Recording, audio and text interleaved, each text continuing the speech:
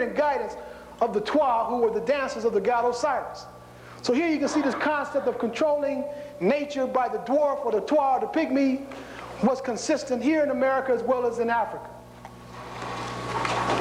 Moving on, you can see again they call the Twa the dancers of God because they live in the midst of the forest, in the midst of all the things that we fear. And they show him standing on top of the lotus flower, on top of the papyrus flower, symbolizing his control and his association with nature itself. The inundations that come down from the interior of Africa, from the forest regions of Africa, from the sources of the Nile River, is where these people do this dance. This is important. And so here you can see the Mayan. Look at him. Clearly distinct. Look at the features of the Mayan. Look at the nose of the Mayan as he consults the little Twa who is seated in the plant. He is at one with this particular plant. Going back to the Twa here, standing on the lotus flower in Kemet, taking on the same attributes that you see here in America. Now look at the nose and the lips on the Twa. The artist clearly, I'm an artist, I do sculpture. He clearly differentiated the features of the Twa from that of the Mayan. Can you see that? Yeah. If you can't, let's take a closer look. Yeah. Can you see it? Yeah. Now look at this codex. Here's a codex much like the papyrus of Hunefer that is showing the races of men as understood by the Mayans. This is important because these are the types that were here in America at this time. They all showed them the same complexion but variations in their features. One has the hook nose much like the Mayan that you just saw. But then when you came to the foreigner, and look, he's tied and bound. He's a prisoner. And he's black. And look at his lips. So they're clearly differentiating this type, which is a black, who is being held captive and prisoner, and they've emphasized his lips, showing you clearly they understood that this was a foreigner, a different complexion, right there in their land. And in their art, even this particular piece, as they sculpted this piece, they actually put black tar on it. My mind could walk through this door. You can go just at random, grab anybody out there and bring them in here, and they'll say, yeah, there's some strong black stuff going on in this building. Go grab some of the white folks walking around the corner and come over and see if, ask them, tell them that this is from Ghana and see if they can tell the difference. So just like the Twa in the interior of Africa, the dancers of God, those who played the music for Osiris, the features of the Twa are the features of the Twa that you find here in America.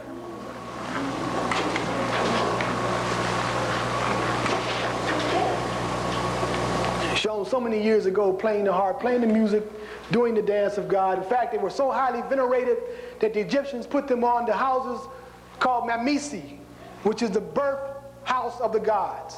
The place where the gods are born. Every religious site in Kemet had a Mamisi, whether it was at Dendera, whether it was at Philae, at Abydos. Every site had a Mamisi, which represented the place where the gods were born. And the place that the gods were born, as we have stated from the beginning, was the interior of Africa, the place where the river was born, the place where the soul returns back. And so it was these little Twa, these pygmies, who did the dance for Osiris in the interior, in the forest region. And then in the Yucatan Peninsula, they told me that the Twa there, the dwarfs, were the guardians of the forest, the guardians of the soul.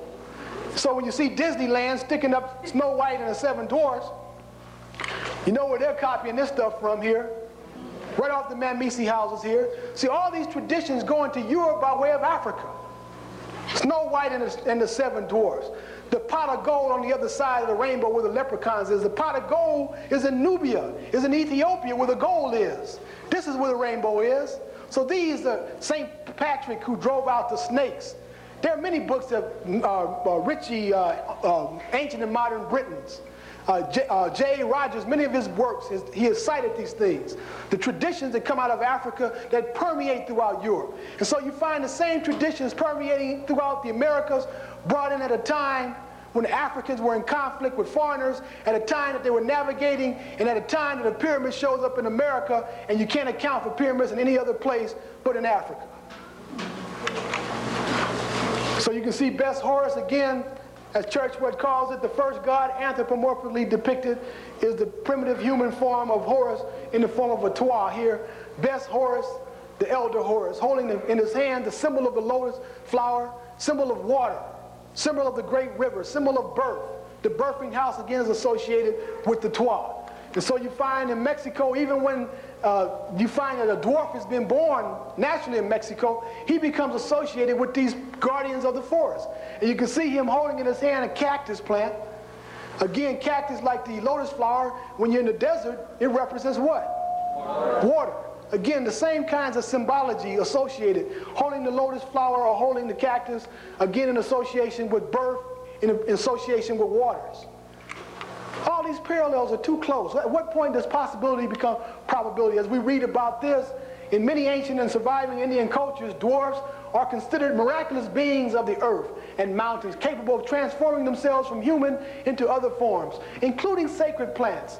In Oaxaca, where divine mushrooms are still used in rituals, they often appear as little men or dwarfs bearing both male and female characteristics.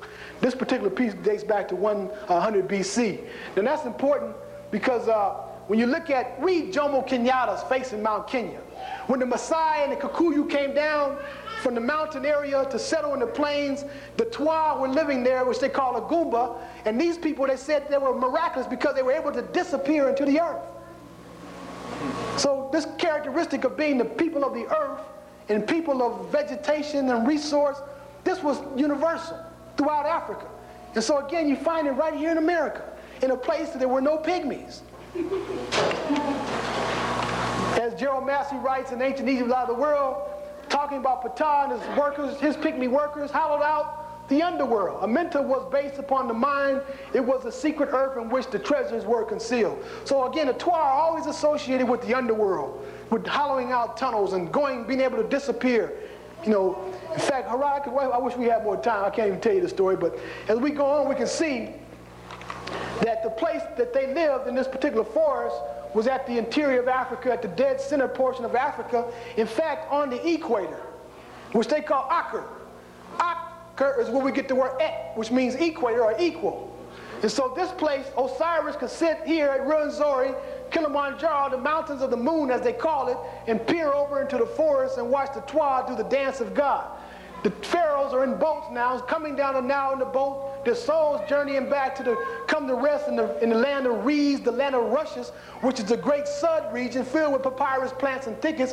It is this sud area that ships the papyrus and lotus to Egypt to give Egypt life every year. So the whole religion is a process that takes place in nature.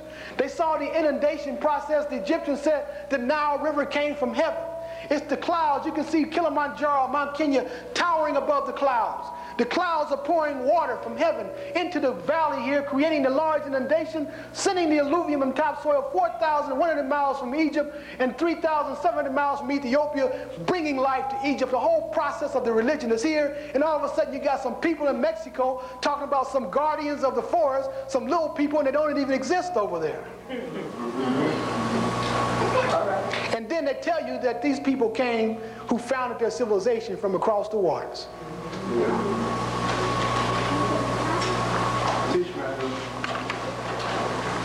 So look at the geological processes that are responsible for the stories that you have. In the interior of Africa, I said that this black earth and silt came from the mountains, the volcanoes in the interior of Africa. They called this black burning rock Kim, and they showed it as a symbol, burning.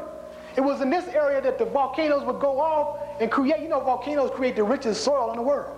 Go to any island that's created by a volcano, you find all kinds of wildlife, vegetation, because it's the richest soil in the world. So this soil is created, and when the rain comes, it washes this alluvium down to Egypt, and you can see clearly Egypt was a barren land, and it gives life. So Ta Tenen, the raised land, the land of the ancestors, Ta Netherland, was a land where the soil was being shipped by the gods as a blessing to the Egyptians. I can't emphasize that enough, because we're going to come home to a point here. You can see here again the concept, the principle of the magma from the interior, from the underworld. You can see the clouds. As the clouds surround the mountain, this is where Osiris' throne was, where he could sit as the judge of the underworld. He's sitting in heaven, but yet he's on earth. They show you this in the drawings. He's on earth, but he's in heaven. He's at the place where the Nile is born, the place where the gods are born. This is the place where the souls have to tread on fire if they're found to be unjust. This is the legendary lake of fire that comes to us in the scripture and Bible. This is the place of the judgment seat.